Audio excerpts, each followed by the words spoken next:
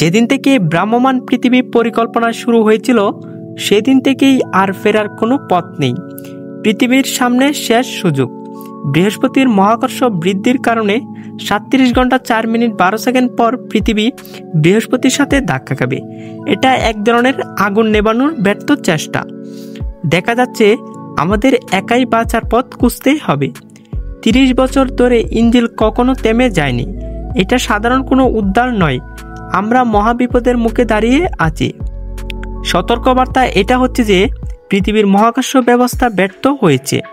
মোট 121 বার মহাকাশ মেরামত, 1000 বারের বেশি সংশোধন, 3000 বারের বেশি সমন্বয়, তবুও সমস্যা থেকেই গেছে। আমাদের সন্তানদের জন্য আমাদের হারানোর কিছুই নেই। কিন্তু আমি তো সামরিক আদালতে ছিলাম। তুমি কি পাগল নাকি? এভাবে করলে তো একসাথে ধ্বংস হয়ে যাব। তুমি মরতে পারবে না, আরেকবার নয়। পৃথিবীতে 350 কোটি মানুষ, আমার স্ত্রী, আমার সন্তান, সবাই কি বৃথা মারা যাবে? আপা, আমি ভেবেছিলাম গড় মানে পিছে থাকা, কিন্তু এখন বুঝছি গড় মানে সামনের পথ। সামনের জ্বরকে ঠেকাতেই হবে। তুমি আঘাত দিলেও শেষমেশ মানবজাতির ইতিহাস কোথায় যাবে আমরা আশা বেছে নেব। বাবা, তুমি কোথায় যাচ্ছ? বাবার একটা মিশন আছে, এটাই বাবার জীবনের সবচেয়ে গুরুত্বপূর্ণ মিশন।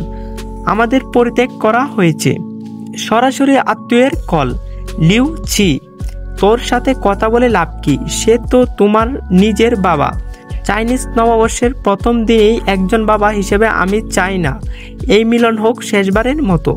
আমি মনে করতে পারি না তুমি এই অভিশপ্ত সন্তান। তুমি কে যে আমার হয়ে সিদ্ধান্ত নেবে? 373 নাম্বার পরিযান নিখোঁজ হয়েছে, ক্ষমা করো। সতর্কবার্তা এটা যে সংকেত পাওয়া যাচ্ছে না। লিউ বেংসাং, তুমি কি করতে যাচ্ছ? বাবা, তুমি কি সত্যি একদিন তারা হয়ে যাবে? হ্যাঁ, হবে।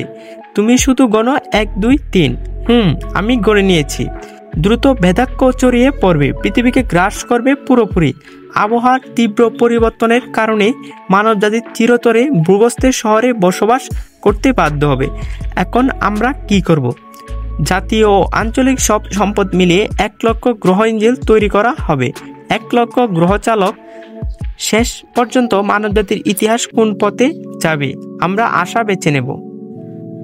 তো বন্ধুরা, আজকের মুভি এক্সপ্লেনটি আপনাদের কাছে কেমন লেগেছে সেটা কিন্তু অবশ্যই আমাদের কমেন্ট বক্সে বলে যাবেন।